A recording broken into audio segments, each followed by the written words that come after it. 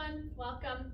This home practice session we're going to explore Parivrtta Trikonasana, and this variation is from our friend Eyal Shifroni's book Extended Chair for Yoga. So you'll need a chair and you'll need your mat, and you can see that I have my mat, the short edge of it is at the wall with the back of the chair at the wall. You don't necessarily need a yoga chair for this.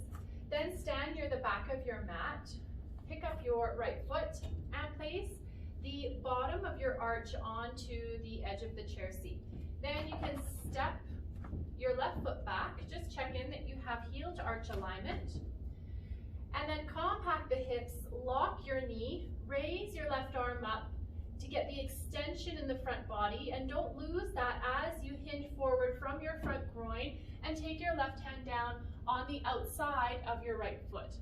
Now at this point, you may find that the right outer hip wants to lift up. So you can take your thumb and cut the outer groin down so that it moves away, so that the pelvic bones are in line with one another. Then press into the left hand and then start to turn lower abdomen, mid-chest, and then upper chest up towards the ceiling.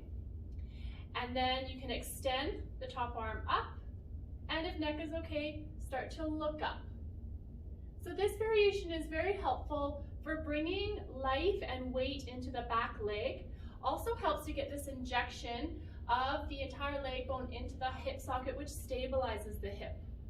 Then to come out, you release your top hand down, bring your hands, both hands to the chair, seat, and then you can step your front foot down.